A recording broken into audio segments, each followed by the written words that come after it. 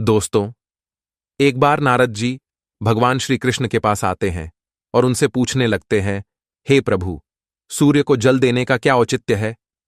सूर्य को जल क्यों दिया जाता है? सूर्य को जल देने के क्या फायदे हैं? तथा सूर्य को जल देने की सर्वोत्तम विधि कौन सी है? तब भगवान श्री कृष्ण नारद जी से कहते हैं, हे देवर्षि, आपने समस्त मानव जाति के कल्याण हेतु उचित प्रश्न किया है। सूर्य देव की उपासना अत्यंत शुभ फलदायी है। प्रत्येक मनुष्य को सूर्य को जल अवश्य देना चाहिए। हे देवर्षि, मैं आपको एक अत्यंत पवित्र कथा सुनाता हूं, जिससे आपकी द्विधा समाप्त हो जाएगी और आपको आपके सभी प्रश्नों के उत्तर भी मिल जाएंगे। जो भी इस कथा का श्रवण करता है, उसे 100 वर्षों तक सूर्य को जल देने का फल प्राप्त होता है। इसीलिए आप इस कथा को ध्यान से पूरा जरूर सुने। दोस्तों, भगवान श्री कृष्ण ने सूर्य देव की महिमा का वर्णन करने के लिए नारद जी को एक अत्यंत पवित्र कथा सुनाई है। इस कथा में सूर्य को जल देने की सही विधि और अत्यंत शक्तिशाली सूर्य देव के मंत्र के बारे में बताया है। इसीलिए आप सभी इस कथा को ध्यान से पूरा अवश्य सुने। इस कथा को सुनने मात्र से ही आपको सूर्य को जल देने का फल प्राप्त होता है। तो चलिए शुरू करते हैं। भगवान श्री कृष्ण कहते हैं, हे देवर्षि, प्राचीन काल की बात है। दक्षिण देश में एक अत्यंत प्राचीन शोभायमान नगरी थी। उस नगरी में देवशर्मा नाम का ब्राह्मण अपनी पत्नी कलावती के साथ निवास करता था। देवशर्मा शास्त्र ज्ञान में पारंगत था, किंतु उसने अपने ज्ञान का कभी सदुपयोग नहीं किया। उसने उसके ज्ञान का उपयोग केवल धन कमाने के लिए किया। देवशर्मा ने अपने जीवन में कभी दान धर्म नहीं किया, कभी सूर्यदेव को अर्घ्य नहीं दिया। वह अत्यंत स्वार्थी और दंभी स्वभाव का था। फिर एक दिन वह वन से जा रहा था तो एक विषैले सर्प के काटने के कारण देवशर्मा की मृत्यु हो गई। मृत्यु के बाद देवशर्मा को यम के दूत यमलोक लेकर गए। वहां यमराज ने देवशर्मा के पाप और पुण्य का मूल्यांकन किया और देवशर्मा को नरक में डाल दिया। देवशर्मा अनेकों वर्षों तक नरक में सजा भुगतने लगा और फिर उसे प्रायश्चित करने के लिए फिर से मनुष्य जन्म की प्राप्ति हुई। उसका दूसरा जन्म एक गरीब क्षुद्र के घर पर हुआ। दूसरे जन्म में उसे अत्यंत दुख भोगने पड़े। उस शूद्र के बड़े होते ही उसके पिता ने उसका विवाह एक युवती से करा दिया और फिर वह उस युवती के साथ वन में ही झोपड़ी में रहने लगा। विवाह के बाद अनेक वर्षों तक उस शूद्र को कोई संतान नहीं हुई। इसीलिए वह और भी अधिक दुखी रहने लगा। लेकिन इतने में ही उसके दुख समाप्त नहीं हुए। कुछ वर्षों के बाद दैवयोग से उसके शरीर में भयंकर कोढ़ का रोग उत्पन्न हुआ और वह भयंकर कोढ़ के रोग से पीड़ित हो गया। उसके शरीर पर अनगिनत जख्म हुए, जिनसे पस निकलता रहता था। वह कोढ़ी शूद्र अब कुछ काम भी नहीं कर सकता था और दिन भर घर पर ही पड़ा रहता। उसकी पत्नी एक पतिव्रता नारी थी। उसने पति को कोढ़ होने के बाद भी उसका साथ नहीं छोड़ा और वह उसकी नित्य सेवा करती रहती थी। वह अपने पति को ही परमेश्वर मानकर उसकी पूजा करती थी, उसके लिए भोजन का प्रबंध करती थी, उसे स्नान करती थी। वह शूद्र अनेक बार मन ही मन सोचता रहता था कि किस जन्म के पाप के कारण उसे यह कोढ़ रोग हुआ। ऐसा सोचते हुए वह बहुत ही निराश और उदास रहने लगा। फिर एक दिन उसके द्वार पर एक साधु पधारे। उस कोढ़ी शूद्र की पत्नी ने उन साधु महात्मा की बड़ी सेवा की, जिससे प्रसन्न होकर उस साधु ने उस कोढ़ी की पत्नी को वर मांगने के लिए कहा। तो कोढ़ी की पत्नी ने कहा, हे महात्मा, मेरे लिए मेरे पति ही सर्वस्व है, वही मेरे स्वामी है। अतः आपसे विनती है कि मेरे पति का रोग दूर करे और उन्हें पहले के जैसा बना दे। इस पर उस साधु महात्मा ने कहा, हे देवी, यह रोग तुम्हारे पति को उसके पिछले जन्म के कर्मों के कारण प्राप्त हुआ है। यही विधि का विधान है। मैं इसमें हस्तक्षेप नहीं कर सकता। ईश्वर मनुष्य को उसके पाप कर्मों का दंड अवश्य देते हैं, कोई भी इससे चूक नहीं सकता। किंतु मैं तुम्हें इसका उपाय बता सकता हूं। इस रोग से बचने के लिए केवल एक ही उपाय है। तुम अपने पति को लेकर सूर्यदेव की शरण में जाओ, सूर्यदेव की नित्य उपासना करो। सूर्यदेव की कृपा से तुम्हारा पति कोढ़ से मुक्त हो जाएगा और उसे कामदेव के समान सुंदर रूप प्राप्त होगा। फिर उस साधु महात्मा ने उस स्त्री को सूर्यदेव की उपासना की विधि बताई। उस विधि को जानकर उस कोढ़ी की पत्नी ने अपने पति के साथ मिलकर पूरी निष्ठा और श्रद्धा से सूर्यदेव की उपासना की और देखते ही देखते कुछ ही दिनों में उसका पति पूरी तरह से ठीक हो गया। वह कोढ़ के रोग से पूरी तरह से मुक्त हो गया और सूर्यदेव की कृपा से उसे सुंदर रूप, बलवान शरीर तथा धन संपत्ति की प्राप्ति हुई और वह कोढ़ी शूद्र बहुत धनवान बन गया। हे नारद, अब मैं तुम्हें सूर्यदेव को प्रसन्न करने की विधि और मंत्र के बारे में बताता हूं, जिसे करने से मनुष्य के सभी रोग नष्ट होते हैं, उसे उत्तम स्वास्थ्य और सुख समृद्धि की प्राप्ति होती है। श्री कृष्ण कहते हैं, हे नारद, रोज सूर्यदेव को जल चढ़ाना एक ऐसा नियम है जो मनुष्य के जीवन में बहुत बड़ा बदलाव ला सकता है। सूर्य की शक्ति इतनी अलौकिक है कि इसके बिना ये पूरी धरती तहस नहस हो सकती है। सूर्यदेव प्रकाश, सकारात्मकता, इंद्रिय संयम, ऊर्जा आदि के देवता है। सूर्यदेव को मात्र जल चढ़ाने से सभी संकट दूर हो सकते हैं। संसार की हर परेशानी का हल सूर्यदेव के पास ही है।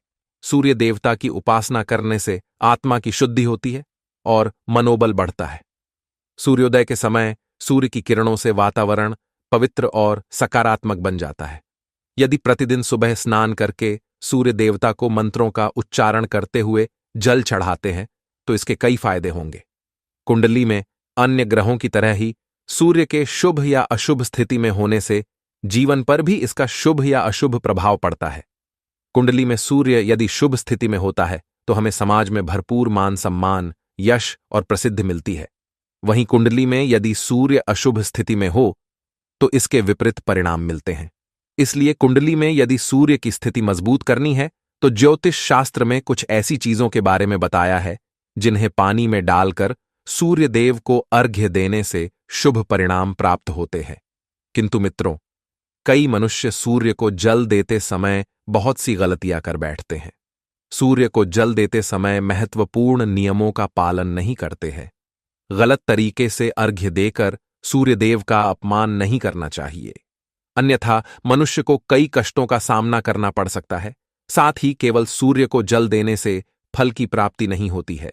सूर्य को जल देते समय विधि का पालन करते हुए सूर्यदेव के मंत्र का जाप करना भी आवश्यक है।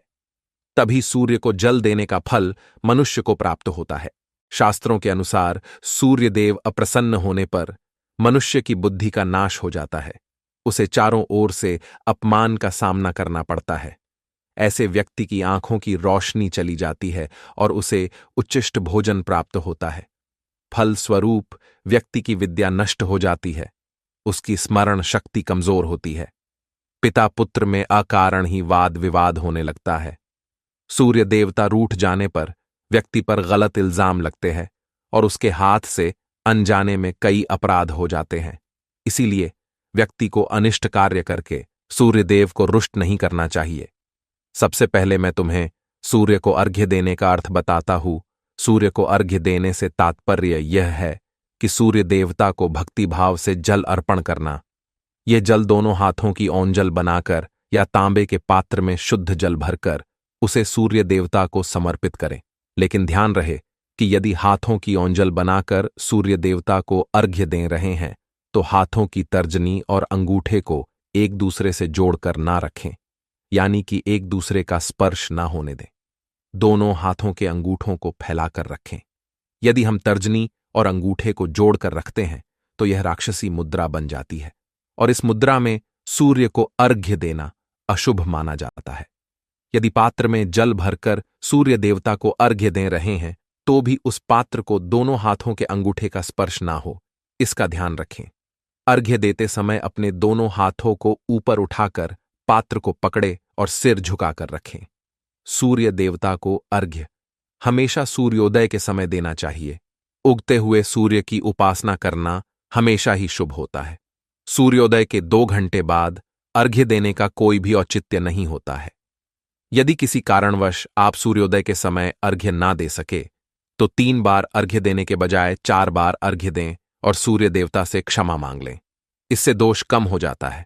सूर्य को जल तांबे के पात्र में ही देना चाहिए। तांबा को सूर्य देव की प्रिय धातु माना गया है। इसीलिए सूर्य को जल देने के लिए केवल तांबे से बने पात्र का ही प्रयोग करना चाहिए। अन्य धातुओं से बने पात्रों में सूर्य को अर्घ्य देने से कोई लाभ प्राप्त नहीं होता है।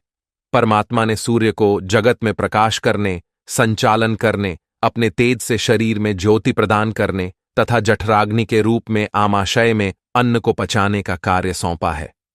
इसी कारण से तांबे के पात्र में रखे जल को पीने से व्यक्ति पेट से जुड़े रोगों से भी मुक्त हो जाता है। उस तांबे के पात्र में गंगा जल या पवित्र नदियों का जल भरें। यदि ऐसा संभव नहीं है तो शुद्ध जल का प्रयोग करें। मात्र जल से कभी भी अर्घ्य नहीं देना चाहिए। जल के पात्र में जल के साथ मुख्य रूप से कोई भी लाल फूल, लाल चंदन और अक्षत जरूर डालें। आप चाहें तो इस जल में थोड़ा सा घी, शहद, दूध या गुड़ इत्यादि भी मिला सकते हैं। सूर्य देव को अर्घ्य देने का सही समय तब होता है जब सूर्य लालिमा लिए हो, अर्थात जब प्रातःकाल में सूर्य लाल रंग का दिखाई दे तो उस समय अर्घ्य देना सर्वश्रेष्ठ फल देता है। यदि किसी मनुष्य ने सूर्य को अर्घ्य देने का संकल्प लिया है तो यह संकल्प कभी नहीं तोड़ना चाहिए। जितने दिनों का भी संकल्प लिया हो उतने दिन सूर्य को अर्घ्य अवश्य देना चाहिए। यदि संकल्प को पूरा नहीं कर सकते तो ऐसा संकल्प नहीं करना चाहिए, इससे सूर्यदेव रुष्ट हो जाते हैं। दोस्तों, भगवान श्री कृष्ण ने सूर्यदेव को जल देने का मंत्र बताया है, जिसका उच्चारण अवश्य ही करना चाहिए। वह मंत्र इस प्रकार है: ओम खकोलकाय नमः। इसके अलावा ओम घृणी सूर्याय नमः। इस मंत्र का जाप भी कर सकते हैं। इस मंत्र का उच्चारण करके सूर्य को जल देने से दरिद्रता का अंत होता है और व्यक्ति को सुख समृद्धि की प्राप्ति होती है। श्री कृष्ण कहते हैं, हे वत्स, सूर्यदेव की महिमा अपरंपार है और प्रतिदिन ही हमें उनका आभार मानना चाहिए। परंतु मुख्य रूप से रविवार का दिन सूर्य देवता का दिन माना जाता है। इसलिए कुंडली से सूर्य दोष को दूर करने के लिए रविवार के दिन विशेष रूप से सूर्य देवता का उपवास रखना चाहिए और सूर्य से संबंधित वस्तुओं का दान करना चाहिए। सूर्यदेव से संबंधित वस्तुएं हैं तांबा, गेहूं, गुड़, चंदन तथा पीले रंग के वस्त्र आदि। इन वस्तुओं का रविवार के दिन दान करने से व्यक्ति के सभी दुखों का अंत होता है। यदि व्यक्ति बीमार है अथवा घर में सूतक है या अन्य कोई समस्या है जिसके कारण वह सूर्य देव को अर्घ्य नहीं दे पा रहे हैं, तो इसके लिए शास्त्रों में मानस पूजा का प्रावधान किया गया है, अर्थात अपने मन में ही सूर्य देव को अर्घ्य दे सकते हैं। सूर्योदय पूर्व दिशा से होता है और यदि किसी कारणवश सूर्य देवता दिखाई नहीं दे रहे हैं तो उनका मन ही मन स्मरण करके पूर्व दिशा की ओर मुख करके उन्हें अर्घ्य दे सकते हैं, लेकिन कभी भी सूर्य को अर्घ्य देने का संकल्प न छोड़े। तो दोस्तों, इस प्रकार से भगवान श्री कृष्ण ने सूर्यदेव को अर्घ्य देने की विधि, सूर्यदेव को अर्घ्य देने का मंत्र बताया है। उम्मीद है आपको यह कथा और जानकारी अच्छी लगी होगी, तो वीडियो को लाइक जरूर करें और कमेंट में जय सूर्यदेव और जय श्री कृष्ण जरूर लिखें। साथ ही चैनल को सब्सक्राइब करना न भूलें। आप सभी का धन्यवाद।